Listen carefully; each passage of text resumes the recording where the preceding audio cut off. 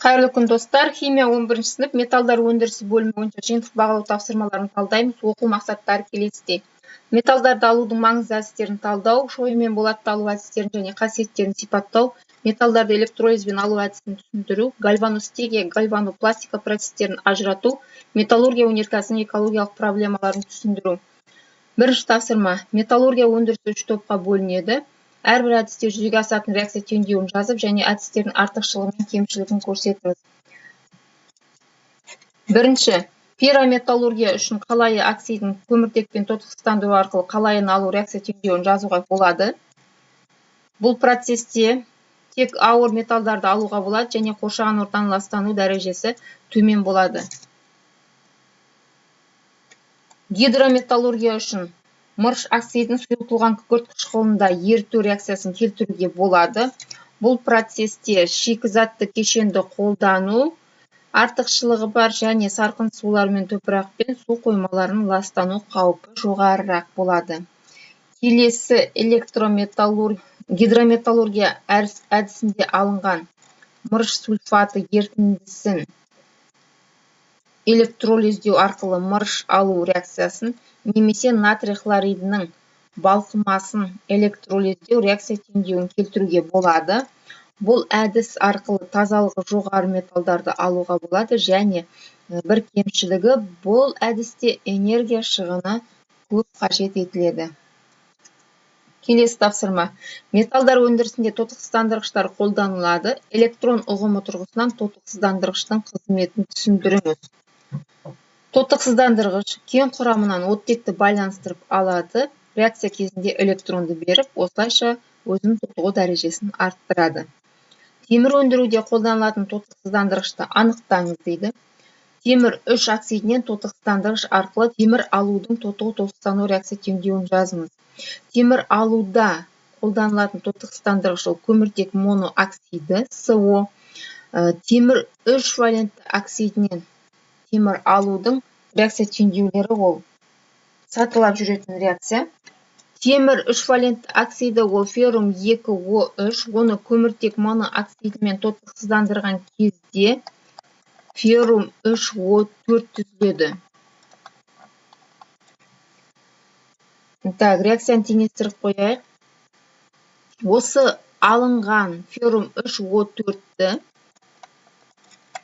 ары қарай көміртек монооксидін қосып тотықсыздандырған кезде темірдің 2 валентті оксиді түзіледі, феррум О және көмірқышқыл газы. Реакциямыз теңестірсек, мына жерде 3 болады. Енді алынған осы темір 2 валентті оксидін одан әрі көміртек моноксидімен тотықсыздандырған кезде бізде темір түзіледі. Осылайша көміртек моноксидімен темір оксидін темірді біртіндеп тотықсыздандыру арқылы алады. Келесі сұрақ. Кестеде берілген тұжырымдардың шын немесе жалған екенін көрсетіңіз. Болат конвертер Мартин электр пештерінде өндіріледі. Шойын қаттылығымен ерекшеленеді, бірақ ол морт-сынғыш. Болат жұмсақ әрі морт-сынғыш құйма емес. Трансформаторда электромоторларда көбіне темірдің құймалары қолданылады. Марганец болаттың беріктігін арттырады. Шойын мен тендерді домна пештерінде балқыту арқылы алатын өңдеудің бастапқы өнімі. Темір қорытпасында көміртектің мөлшері 2%-дан аспайтын болса, бұл шойын деп аталмайды. Болатқа күкірт пен фосфорды қосса жоқ. Келесі тапсырма. Шойынды балқытудан бұрын неге шихтаға флюс қосатынын түсіндіріңіз. Флюс ретінде кальций карбонатын естеріңізде болса, қыздырғанда жоғары температурадан ол айырылып, кальций оксиді түзілген оксидтерді байланыстырып алып қожға түсірген болатын. Сондықтан флюс бос жыныстармен байланысып қож түзеді деген жауап болады. Келесі тапсырма. Төменде берілген сөйлемдерді анықтаңыз. Теріс зарядталған электрод ол бізде катод деп аталады.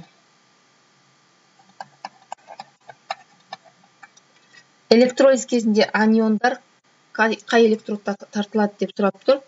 Аниондар ол теріс зарядты иондар, сондықтан ол оң зарядты анодқа тартылады.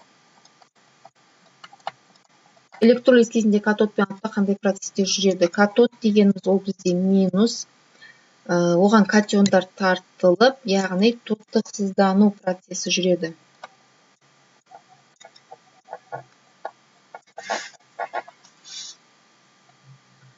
Анод дегеніміз ол плюс электрод, онда тотығу процесі жүреді. Алюминий, криолитте ерітілген алюминий оксидінен электролизация алынады. Төменде берілген диаграмма алюминийді электролиз жолымен өндіруді көрсетеді. Диаграммада анод қандай атпен белгіленген? Бірінші суретке қайтадан барайық. Анод бізде оң таңбалы дедік. Оң таңба бізде мінекей келе жатыр. А мен белгіленген. Сондықтан бірінші жауап бізде А болады. Неліктен алюминийді алу үшін көміртекпен тотықсыздандыру емес, электролизді қолданады? Себебі алюминий химиялық белсенділігі жоғары металл, белсенді металдарды электролизация арқылы алады. Келесі сұрақ. Неліктен алюминийді электролиз арқылы алу процесінде графит анодтарын үнемі ауыстыру қажеттігін түсіндіріңіз. Себебі анодта бөлінетін оттек газы осы анодтағы графитпен байланысып кетіп, жанып кетіп отырады. Сондықтан оны үнемі ауыстырып отыру қажет. Алюминийді қайта өңдеудің экономикалық тұрғыдан маңызды екендігін себебін түсіндіріңіз. Себебі тұздар балқымасының электролиз арқылы кеннен металлды өндіру қайта өңдеумен салыстырғанда әлде қайда жоғары қуатты энергияны қажет етеді. Яғни экономикалық тиімсіз. Келесі тапсырма гальваностегияға байланысты берілген. Сіз зергерлік шеберханада жұмыс жасайтыныңызды елестетіңіз. Сіздің негізгі жұмысыңыз шағын темірден жасалған шайнекті никельмен қаптау делік. Тапсырма. Шағын темір шайнекті никельмен қаптау үшін шағын шайнекті қай электродқа жалғайсыз? Есімізге салатын болсақ, бізде екі электрод болады. Біреу анод, екіншісі катод. Егер де біз шайнекті никельмен қаптайтын болсақ, значит, анод ретінде біз никельді қолданамыз. Яғни никель иондары бізде катодқа қарай жүреді. Сондықтан бізде катодқа жаңағы темірден жасалған шайнегімізді жалғаймыз. Сол кезде біздің шайнегіміз никельмен қапталады. Демек, катодқа жалғаймыз. Келесі, белгілі бір уақыттан соң никель пластинкасында қандай өзгеріс байқалуы мүмкін дейді. Мына жерде енді электрондар бағыты анодтан шығып катодқа қарай жүреді ғой. Сондықтан осы тізбектегі токтың қозғалысы барысында анод бірте-бірте ериді.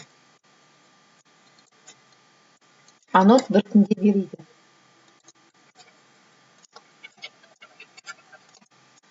Келесі, темір шеген мыспен қаптау процесінің диаграммасын салыңыз. Электрондардың қозғалу бағытын және иондардың түзілуін көрсетіңіз. Темір шегені мыспен қаптау. Бізде бұл астау, электролиз астауы дейік. Мыспен қаптайтын болсақ, демек біздің бір электродымыз мыс болады. Купрум. Бұл бізде анод рөлін атқарады. Демек біздің темір шегеміз катодтың рөлін атқарады. Темір шегеміз катодтың рөлін атқарады.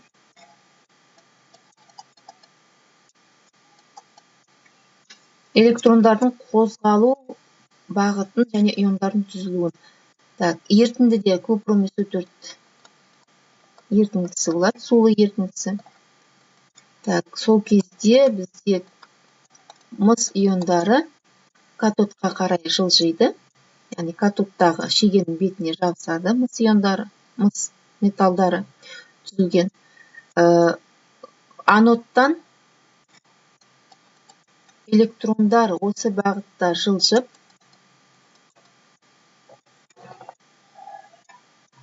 катодқа қарай келеді. Осындай схеманы сызасыздар. Гальванопластика процесін түсіндіріңіз. Гальваностегиямен ұқсастығы мен айырмашылығын көрсетіңіз. Гальванопластика бұл бұйымның ішкі құбылыс бейнесін электролизге салып, нақты көшірмесін алу.